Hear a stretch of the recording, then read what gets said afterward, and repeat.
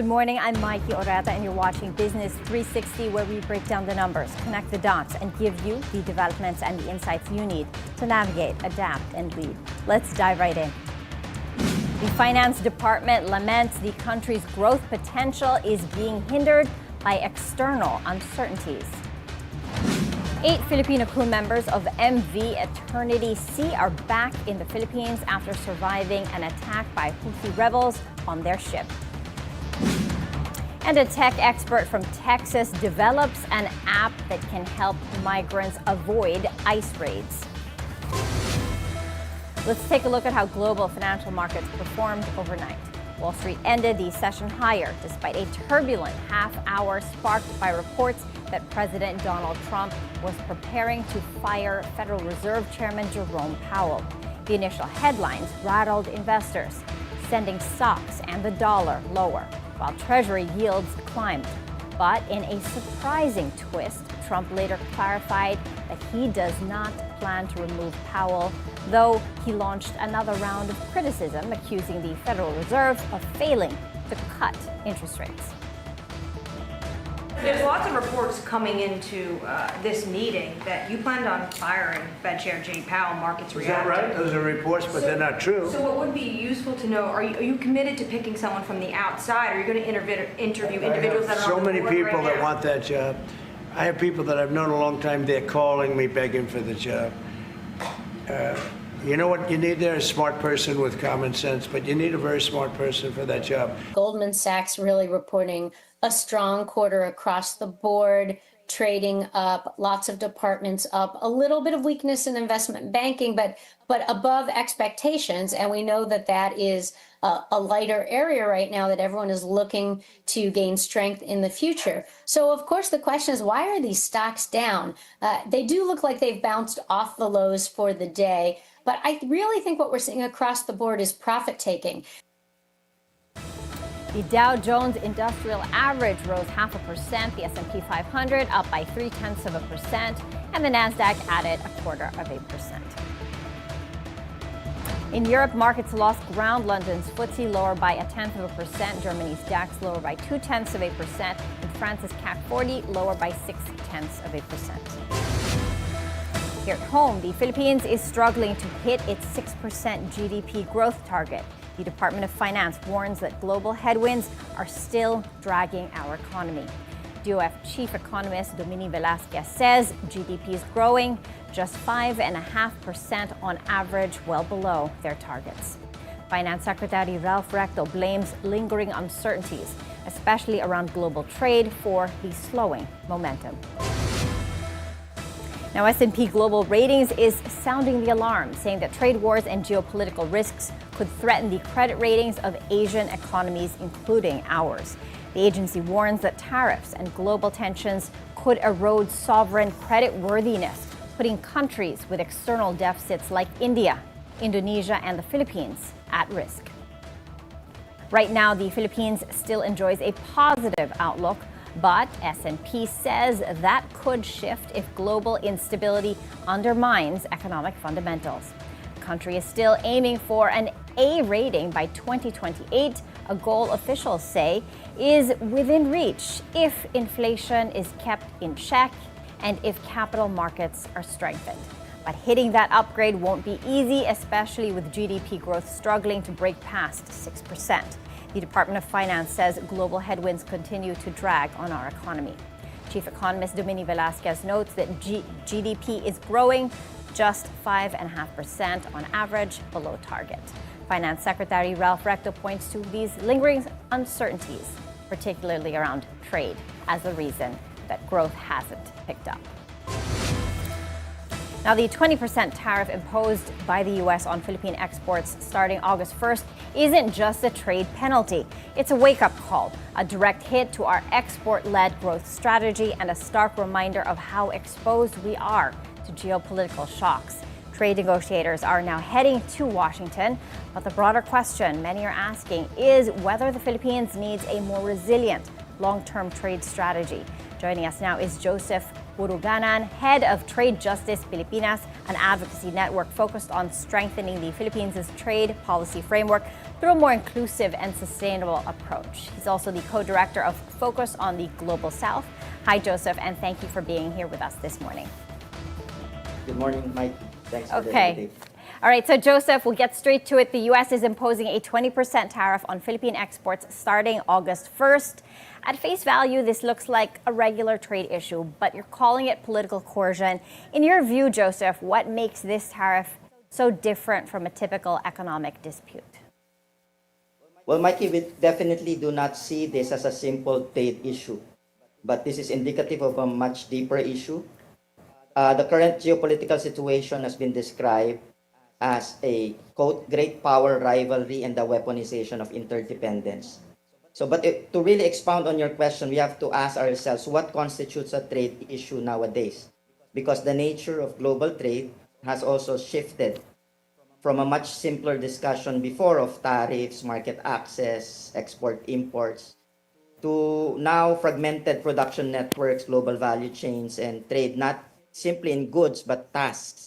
So trade is not so simple anymore. No? Second, if we go by the letter itself of Trump to President Marcos, it is clear that he is using tariffs as a weapon to coerce countries into capitulating to his avowed agenda of bringing manufacturing back to the U.S. It's also clear in the letter that the U.S. views the trade deficit it has with the Philippines as both an economic and national security threat.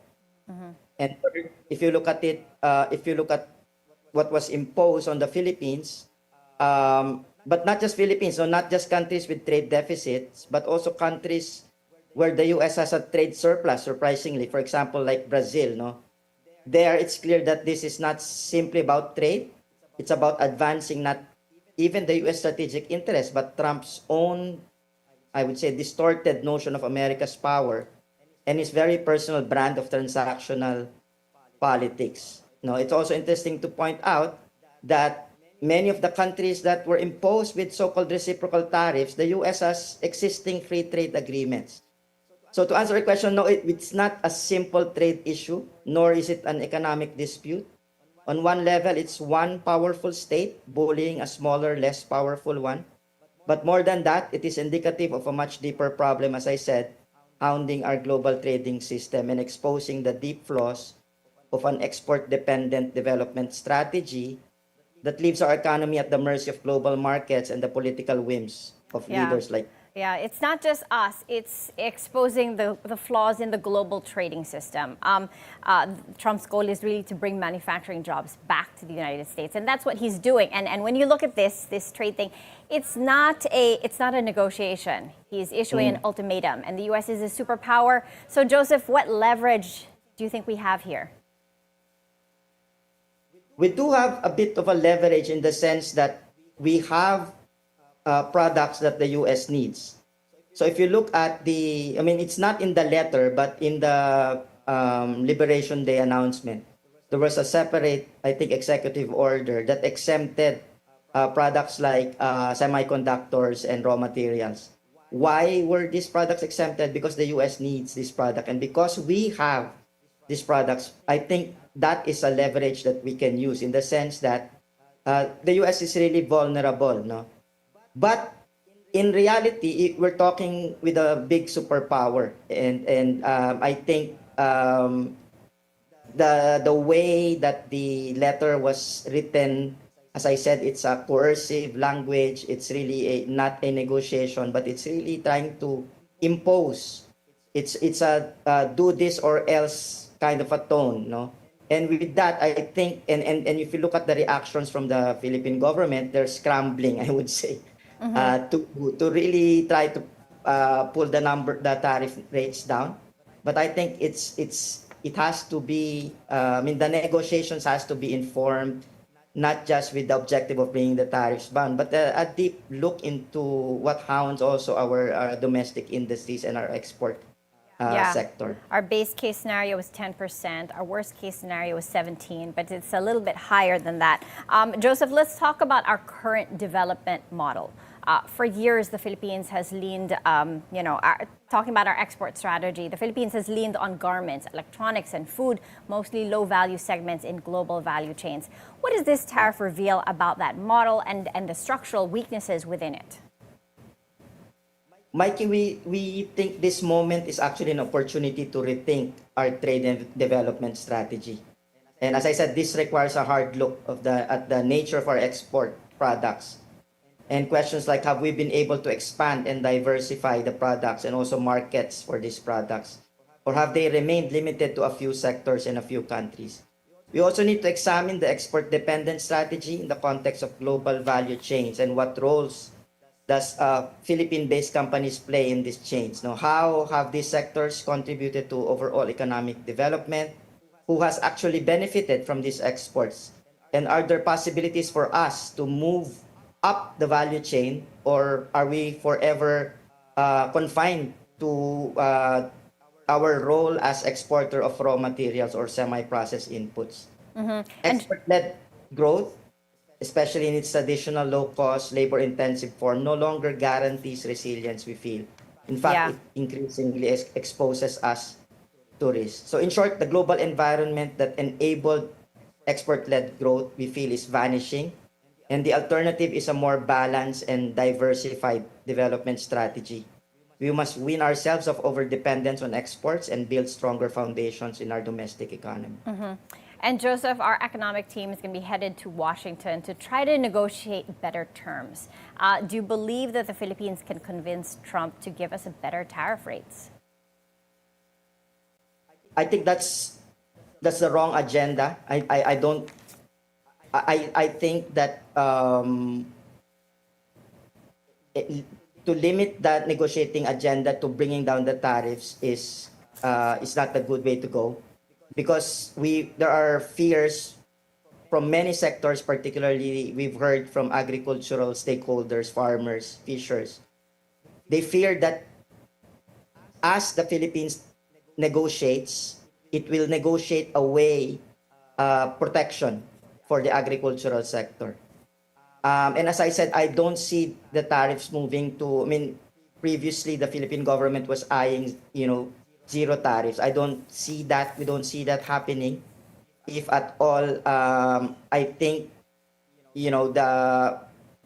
if it can be reduced at all, maybe going back to the 17% liberation day tariffs. But I don't know.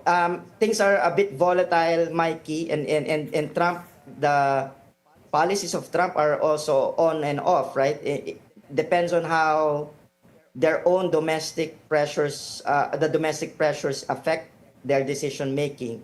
And there are indications, for example, that the first wave of tariff increases have already could result to higher prices and pushing up inflation.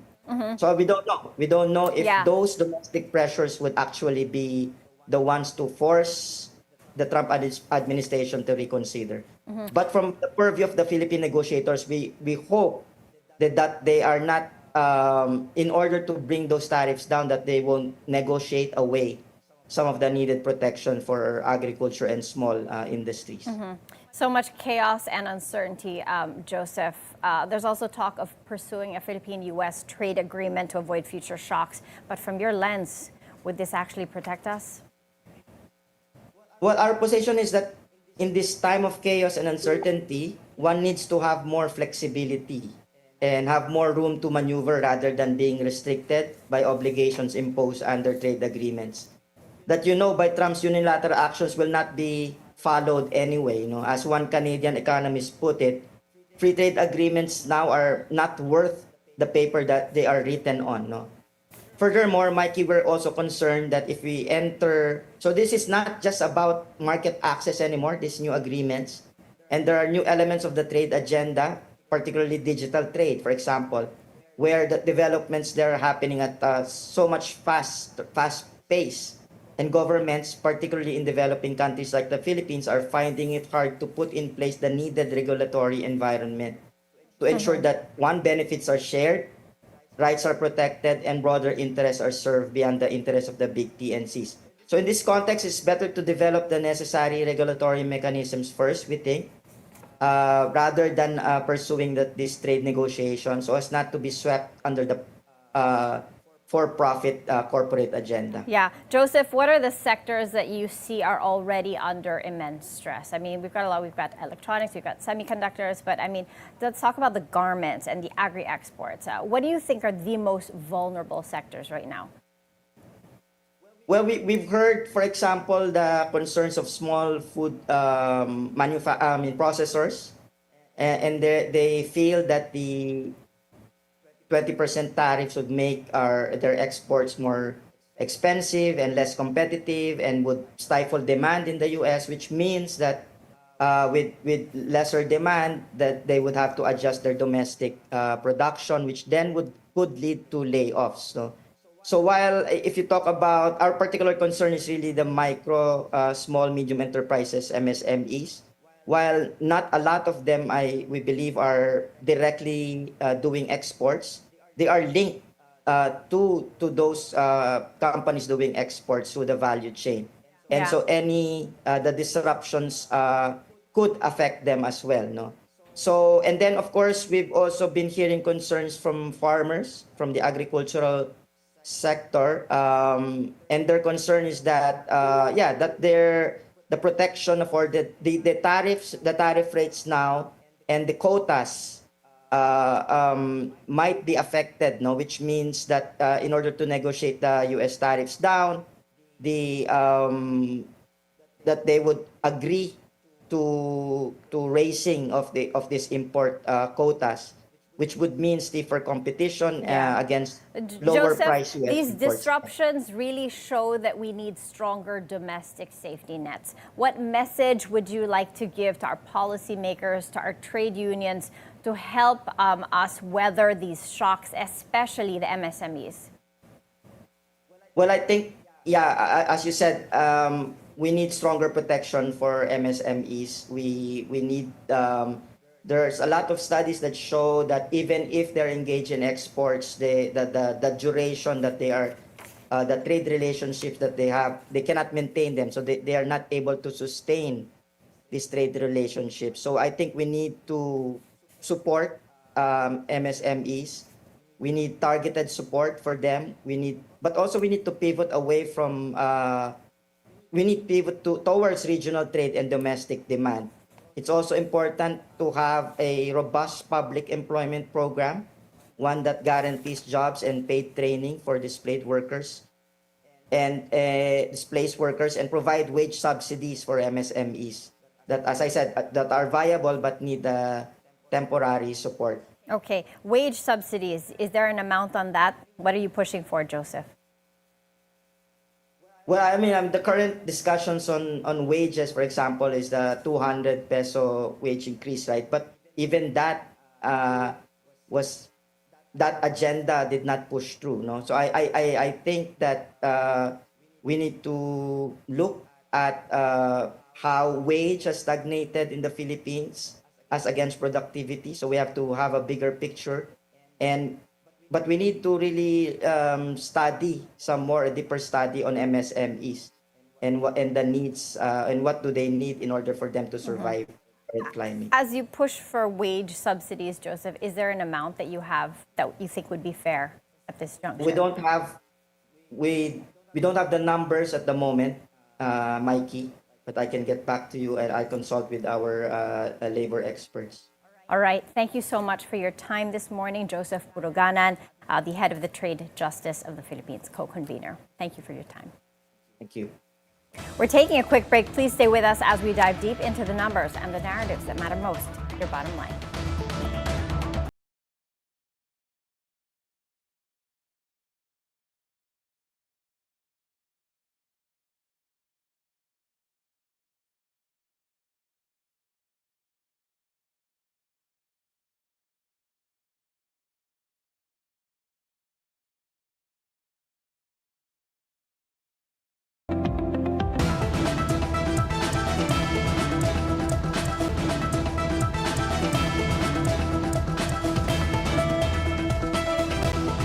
Welcome back. Let's check on how Asian markets are doing this Thursday morning. Right now, the Nikkei 225 is in the red, lower by 0.3%. Hong Kong's Hang Seng Index going the other way, higher by 0.2%.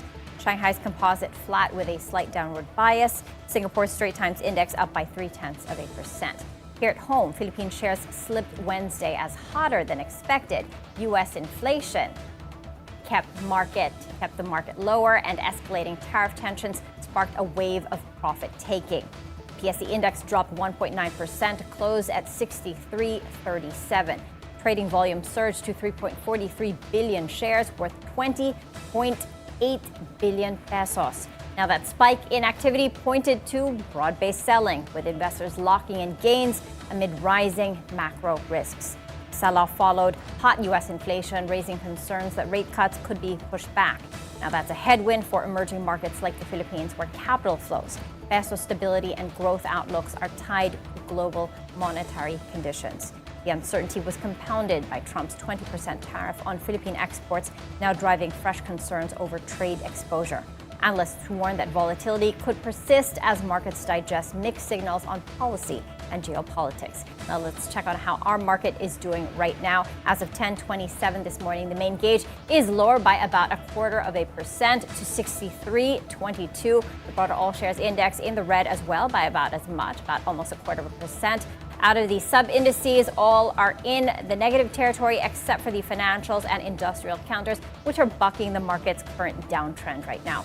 Volume is at 348 million shares, valued at a little over 1 billion pesos, at 1.1 billion pesos right now.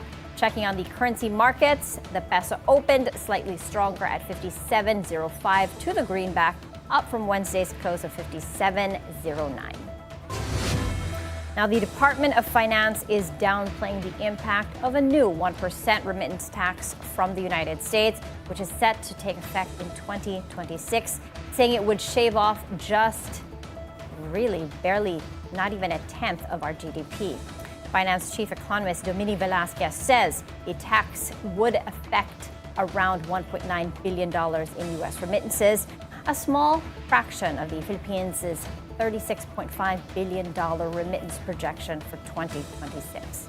Remittances from the U.S. still make up 40% of total inflows for January to May, with overall remittances growing 3% so far in 2025.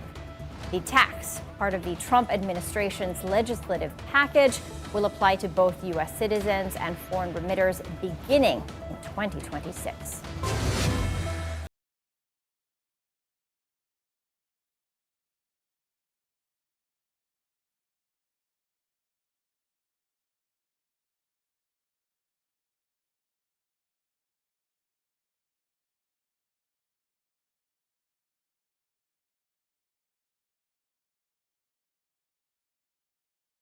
Attracting fresh capital into solar, wind, and hydro projects. But Round 5 could be delayed as the ERC has yet to release maximum bid prices amid a leadership shakeup. DOE Assistant Director Maylene Capongol says they're still hopeful new commissioners, including a new chair, will be named soon.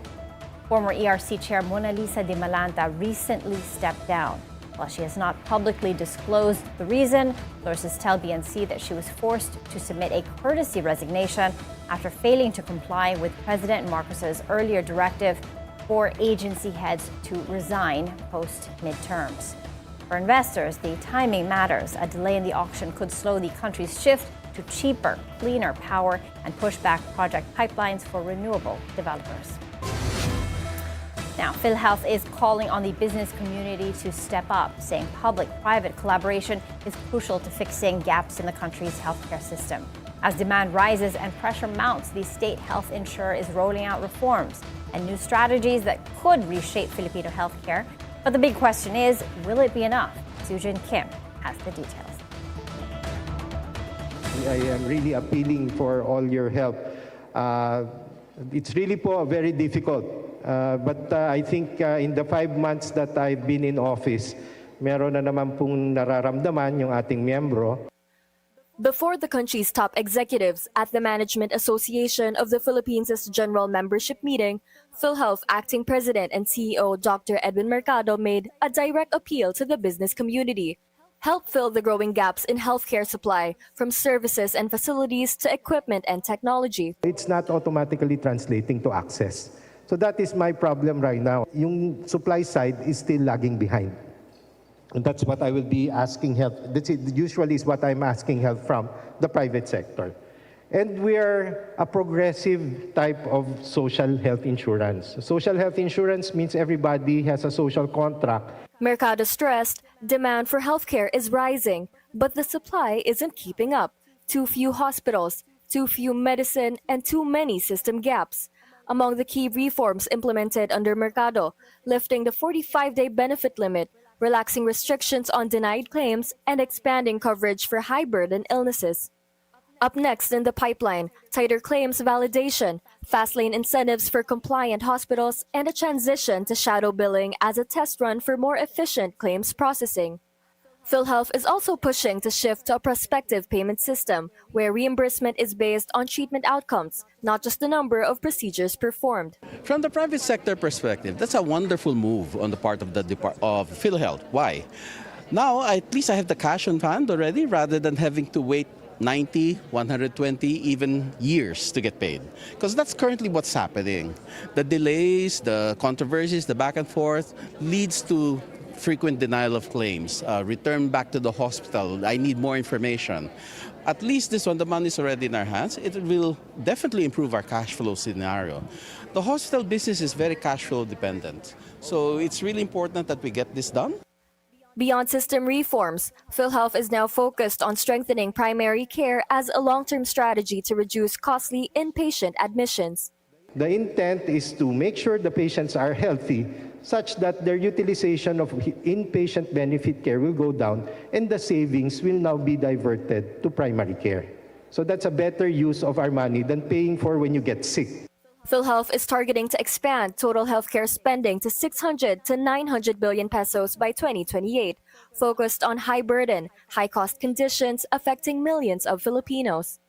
Alongside the reforms, MAP also launched a 75 million peso fundraising initiative for working with cancer, an advocacy to support employees battling cancer while staying employed and protected.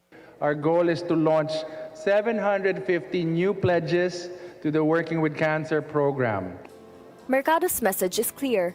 Healthcare is not the government's responsibility alone. While public subsidy must increase to achieve universal healthcare, active, sustained participation from the private sector, from the very business leaders driving the Philippine economy, is just as essential. Sujin Kim, Bilyonaryo News Channel.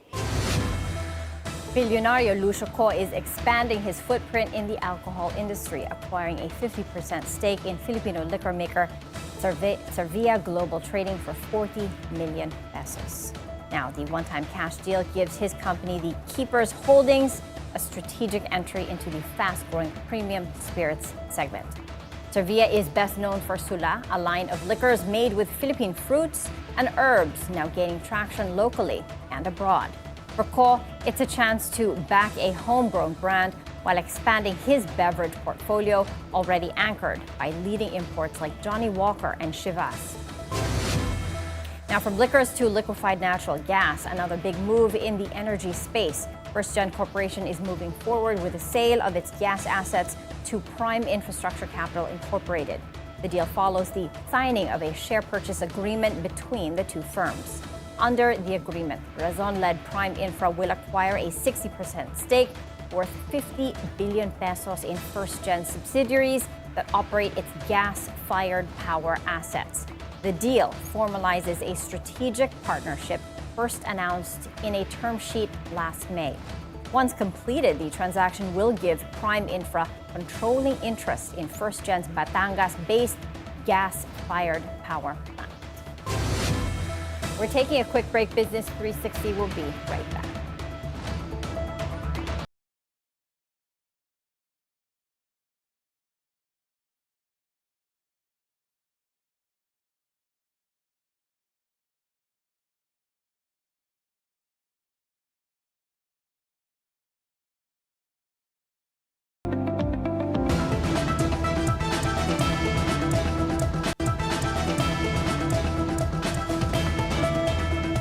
Migrant workers Secretary Hans Leo Kakdak welcomes 8 Filipino seafarers who survived the Huthi attack on their vessel, the MV Eternity Sea.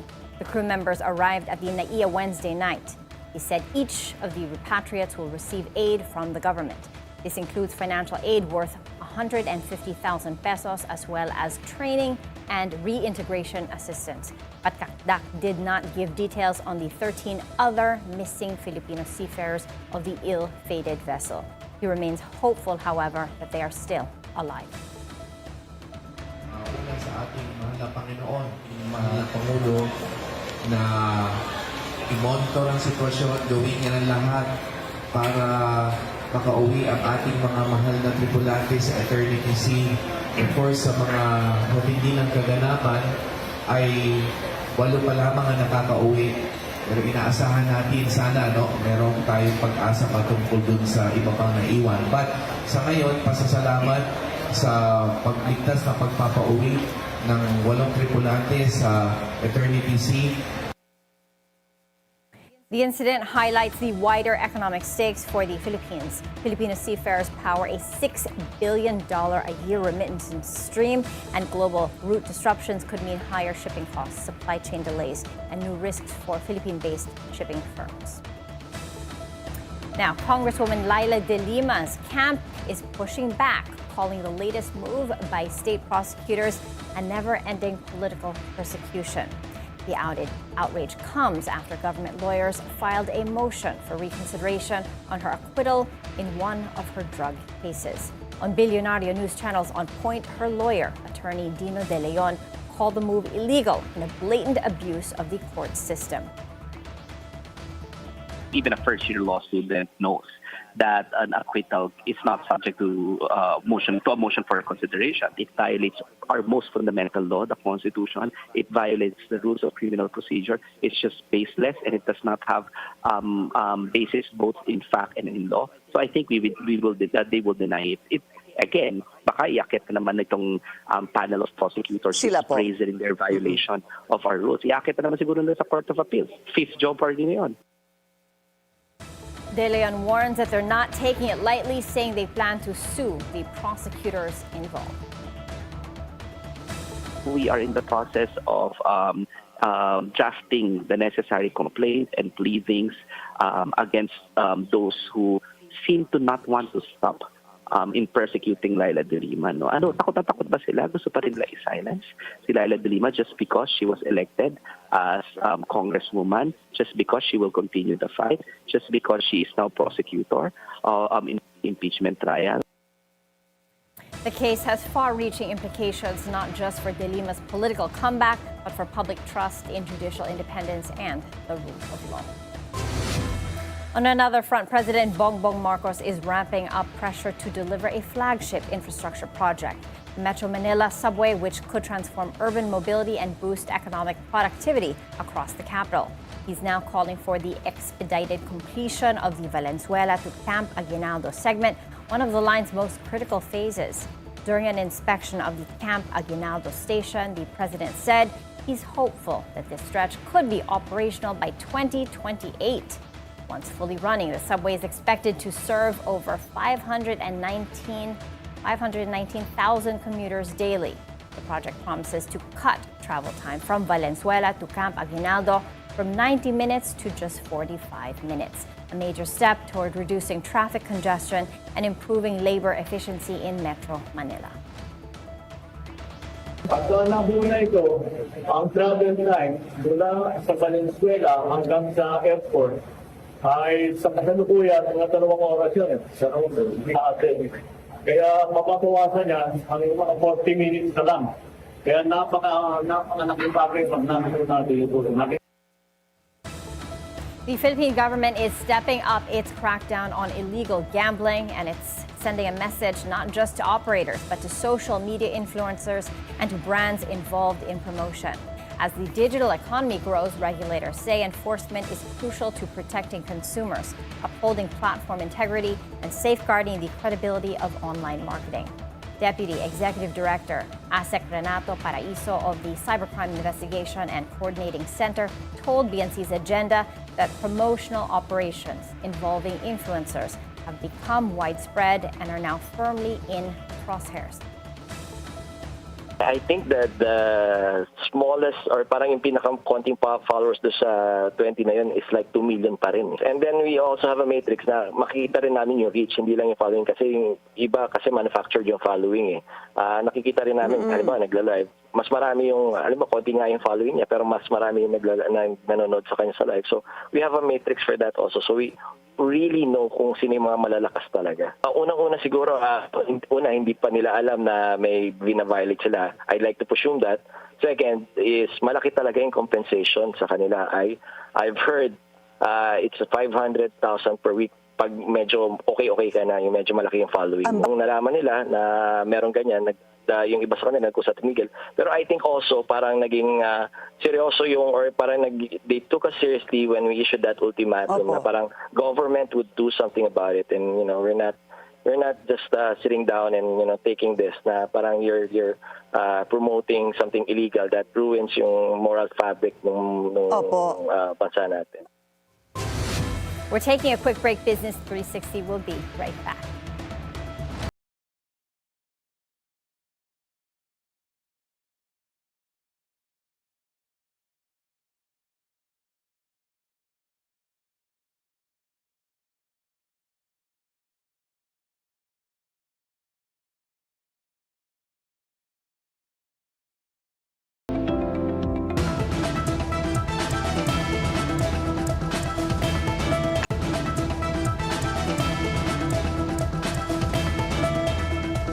Welcome back. A growing bloc of countries is escalating diplomatic pressure on Israel, calling for new economic measures to halt its military campaign in Gaza.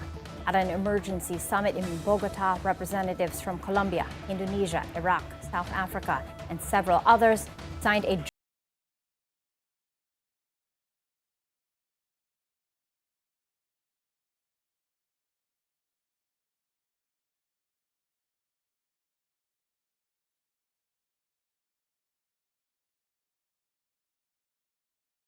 Nuestra voz no es de payasos. Our voice is not that of clowns. Our voice must be respected, and those who bomb and make bombs have to respect us. And that is political and military. It's our turn, and if it's only political, hopefully, let's not use the military, but it's our turn. The hate group has to go further, because otherwise, the genocide in the world will not stop and barbarism will prevail. For global businesses, including Filipino exporters and logistics firms, these proposals signal heightened risk in trade routes and supply chains as geopolitical fallout widens across markets. On another front, Brazil is pressing the United States to respond to a trade proposal as it tries to avert a 50% tariff on its exports. The escalating standoff could rattle supply chains and set tougher tones for other emerging markets, including ours. Brazilian trade officials say they submitted a proposal in May and are still waiting for a formal response from Washington. They stress they're open to a mutually acceptable deal and have no issues extending the deadline if talks move forward. This comes after U.S. President Donald Trump announced a 50% tariff on Brazilian goods starting in August, part of a broader push to renegotiate trade terms with key suppliers. Nós queremos negociação, é urgente. We want negotiation. It's urgent. It's urgent. The good thing is that it is expected to be resolved within the next few days. And if there is a need to extend this negotiation, I don't foresee any problems. The important thing now is to resolve it. In other words, to find a solution. A controversial new app in the United States is letting users report immigration enforcement activity in real time, raising questions about digital activism, law enforcement, and the rights of migrants, including Filipinos. Called IceBlock, the app allows users to flag sightings of U.S. Immigration and Customs Enforcement, or ICE, so others can avoid them. Developer Joshua Aaron says he built the platform to push back against what he calls an aggressive crackdown on migrant communities. The app has already been downloaded over 800,000 times since launching earlier this year. But immigration officials warn it could compromise operations and endanger officers in the field. This is not to show up and fight officers, or this is not to get in the way of what's going on.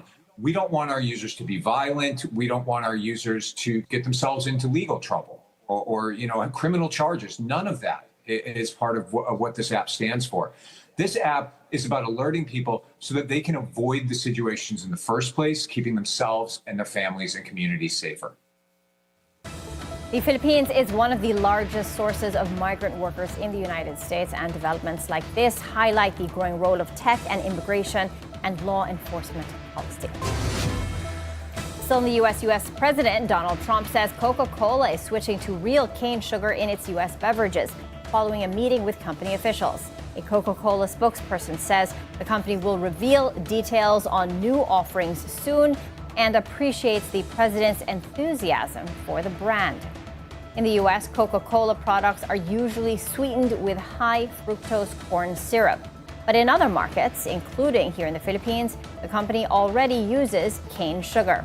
The shift comes amid the Trump administration's Make America Healthy Again campaign, urging food companies to remove or replace ingredients like artificial dyes and sweeteners.